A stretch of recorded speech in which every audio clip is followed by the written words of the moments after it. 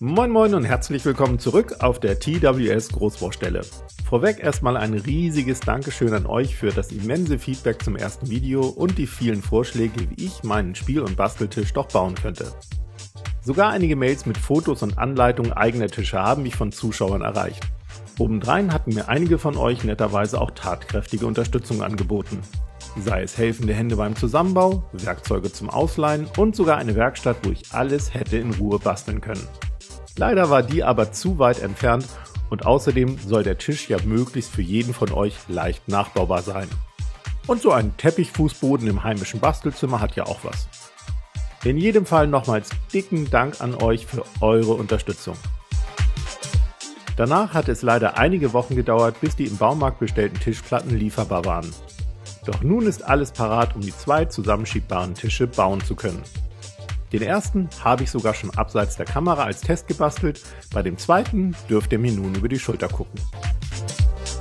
Neben den üblichen Bastelmaterialien braucht ihr Folgendes: verschiedene Messwerkzeuge und Stifte zum Anzeichnen, mindestens 2 Zwingen von 60 bis 80 cm Spannweite, ein paar Holzreste, um mit den Zwingen nicht direkt aufs Bauholz zu drücken, eine Säge, wobei schon eine kleine Modellbau-Japansäge reicht, Schleifpapier für Holz mit 180er und 220er Körnung, einen Akkuschrauber, einen 3 mm und einen 10 mm Holzbohrer, für den großen Bohrer gerne noch einen Tiefenstopper, 5x60er Holzschrauben, also von 60 mm Länge und mit 5 mm Durchmesser.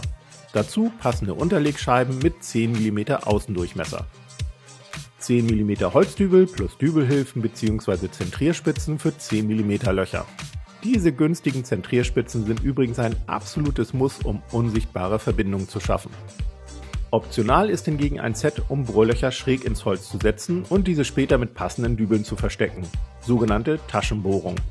Links zu allen Materialien findet ihr natürlich in der Videobeschreibung.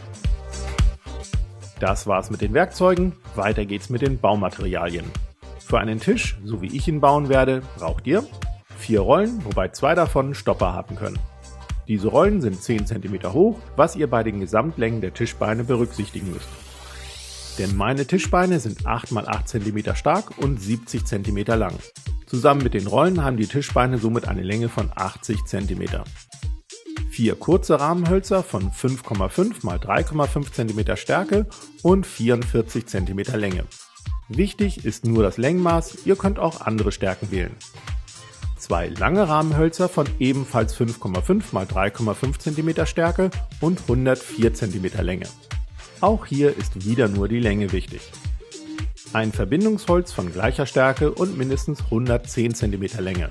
Das genaue Maß wird erst später zugeschnitten. Eine Ablageplatte von 120 x 52 cm. Ich habe 21 mm starkes Multiplex genommen, aber ihr könnt natürlich auch 18 mm oder nur 15 mm starkes oder ein völlig anderes Holz verwenden. Die Platte muss auch nicht allzu massiv sein. Ganz im Gegensatz zur Tischplatte von 150 x 75 cm. Hier habe ich 21 mm starkes Multiplex gewählt, weil ich eine massive Optik, Gewicht und Stabilität wollte. Aber 18 mm oder so hätten es auch garantiert getan. Denn Multiplex ist extrem stabil und wälzt sich kaum im Nachhinein. Wie gesagt, das sind die Teile für einen Tisch. Wenn ihr wie ich 2 davon bauen wollt, braucht ihr entsprechend mehr. Alle Holzteile habe ich mir im Baumarkt zurechtsägen lassen, wobei es dort natürlich auch zu Fehlern kommen kann. Daher solltet ihr vor dem Bezahlen unbedingt alle Bauteilmaße überprüfen. Als erstes werden alle Holzteile mit 80er Schleifpapier glatt geschliffen. Das geht ganz meditativ ohne Schwingschleifer, wobei ihr immer in Richtung der Maserung schleifen solltet. Im Anschluss geht ihr dann nochmal mit dem 220er Schleifpapier übers Holz. Erledigt alle Schleifarbeiten am besten draußen, sonst staubt euch nämlich eure Wohnung voll. Danach sind alle Teile richtig schön glatt und die Kanten an den Platten angenehm abgerundet. In die Ablageplatte müssen 2 Aussparungen gesägt werden, die den Maßen eurer Tischbeine entsprechen. Ihr seht, eine kleine Modellbau- bzw. Japansäge ist hierfür zwar nicht ideal, aber völlig ausreichend. Überprüft nun mit einem kurzen Rahmenholz die Länge der kurzen Seite der Ablageplatte vom eingelassenen Tischbein aus. Bei mir ist die Ablageplatte etwa 2 bis 3 mm zu lang bzw. das im Baumarkt zugesägte Rahmenholz zu kurz. Daher muss nun dort ebenfalls eine Aussparung gesägt werden. So sieht die Ablageplatte dann nach dem Zusägen aus. Macht bei der Gelegenheit die Aussparung gerne 1 bis 2 mm größer als nötig, um die Ablageplatte später leichter einbauen zu können. Schaut euch dann die Tischbeine genauer an und wählt die Seiten, die am unschönsten aussehen, als Innenseiten. Und die unschönsten Enden als die Enden, die später direkt unter die Tischplatte gesetzt werden. Nummeriert die Tischbeine, markiert die Ausrichtung am Tisch und markiert an den Enden zum Tisch jeweils 2 Bohrlöcher nahe der Innen- und Außenecke. Dreht die Tischbeine danach um und beschriftet auch die Unterseiten entsprechend. Hier müssen aber keine Bohrlöcher markiert werden. Bohrt nun mit dem 10 mm Bohrer Löcher in die Markierung, die etwa 3/4 so tief wie einer eurer Holzdübel sind. Dabei hilft der Bohrstopper, wobei ihr euren Bohrer natürlich auch als Markierung mit Klebeband umwickeln könnt. Schnappt euch nun die Rahmenhölzer, eure Schrauben und ein Stück eurer Tisch- bzw. Ablageplatte. Damit die Schrauben besseren Halt in den Tisch- und Ablageplatten bekommen und zugleich unsichtbar werden, müssen sie in den Rahmenhölzern versenkt werden. In meinem Fall stelle ich meinen 10 mm Bohrer auf 10 mm Bohrtiefe ein. Sortiert die kurzen Rahmenhölzer in 2 untere und 2 obere Rahmenhölzer und markiert dies auf der unschönsten Seite. Dreht die Hölzer dann um und markiert 2 Bohrlöcher in zum Beispiel 8 cm Abstand von den Enden.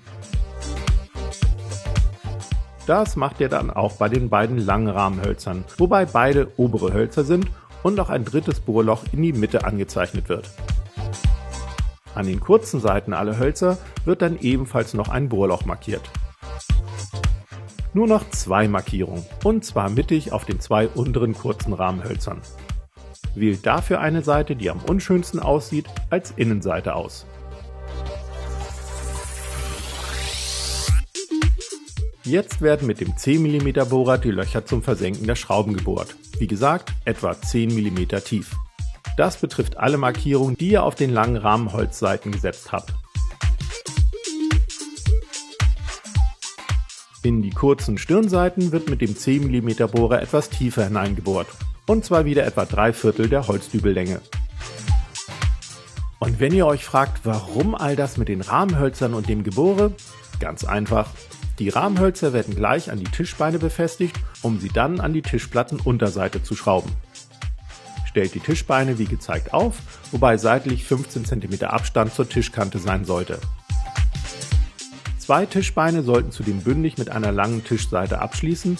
Dies ist dann die Rückseite des späteren Tisches bzw. die Seite, an der meine beiden Tische zusammengeschoben werden.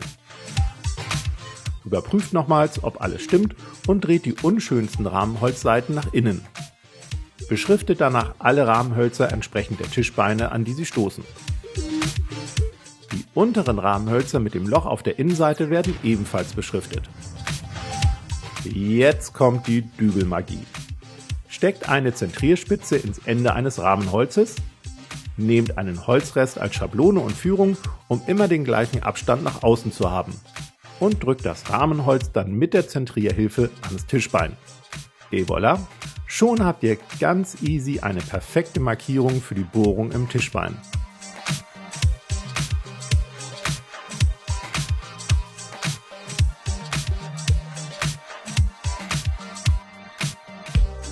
Das macht ihr nun reihum mit allen Tischbeinen und Rahmenhölzern.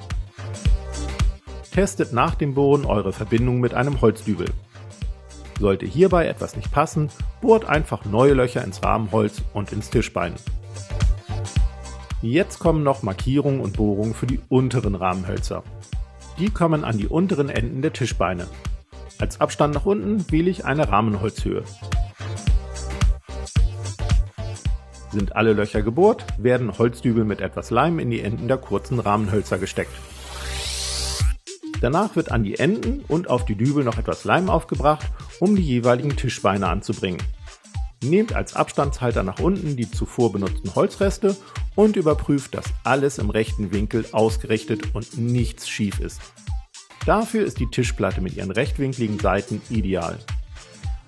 Fixiert die Teile dann etwa 15 Minuten lang mit Zwingen, danach habt ihr eine bombenfeste Verbindung.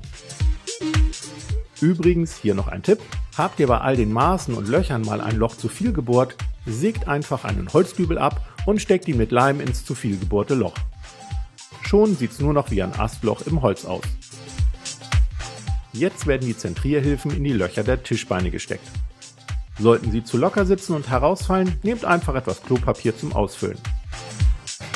Richtet alles bündig und in 15 cm Abstand nach außen aus, um die Tischbeine mit den Zentrierhilfen in die Tischplattenunterseite zu drücken. Danach etwa 15 mm tiefe Löcher in die 21 mm starke Tischplatte bohren, Holzdübel zum Testen der Verbindung hineinstecken und schauen, ob alles passt. Danach dann das andere Tischbeinduo anpassen. Nehmt dazu die langen Rahmenhölzer als präzise Abstandsmesser.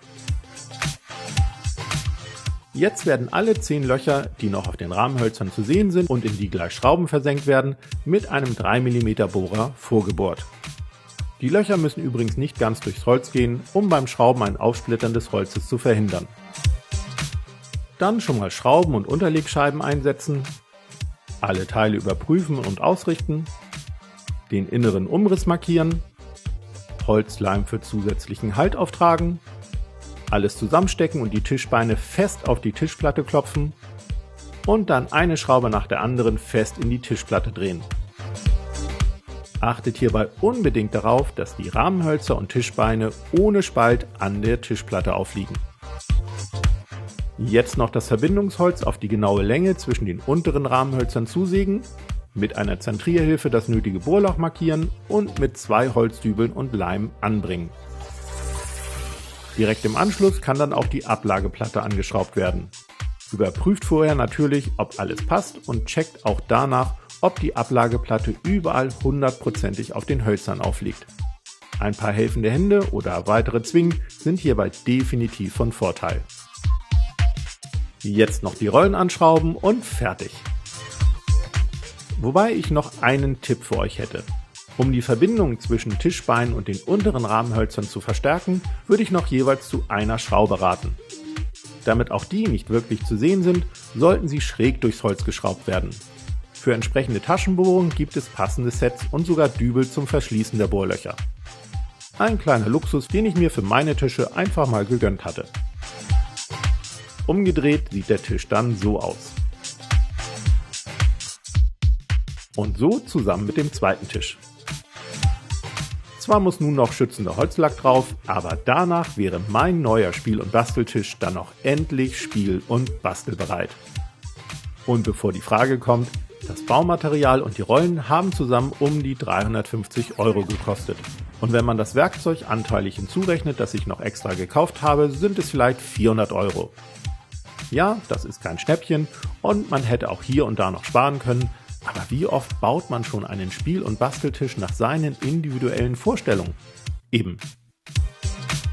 Daher ganz ehrlich, ich bin schwer begeistert. Erstmal, weil alles vom Bauen her so geklappt hat, wie ich es geplant hatte. Dann, weil dank der Zentrierhilfen und Holzdübel unsichtbare Verbindungen entstanden sind und man von außen keine einzige Schraube sieht. Außerdem lassen sich die Tische bequem mit einer Hand über den Teppich rollen und bieten ein riesiges Stauvolumen für Geländeboxen und Bastelkram. Ich hatte im Vorwege auch schon überlegt, wie ich die 2 Tische am besten verbinden könnte, damit sie fest aneinander stehen. Letztlich sind es auch hier nur 10 mm Löcher und 2 Holzdübel geworden, wobei die Dübel nicht geleimt sind, um sie nach Bedarf austauschen zu können, weil sie sich sicher mit der Zeit etwas abnutzen werden. Und klar, ein Tischler hätte in einer richtigen Werkstatt und dank seiner Erfahrung sicher alles noch präziser und schöner hinbekommen. Aber ich denke, meine Tische müssen sich nicht wirklich verstecken. Naja, dafür sind sie eh zu groß. Viel Spaß euch an euren Spieltischen. Ich werde jetzt lackieren und wir sehen uns am nächsten Freitag. Bis dann.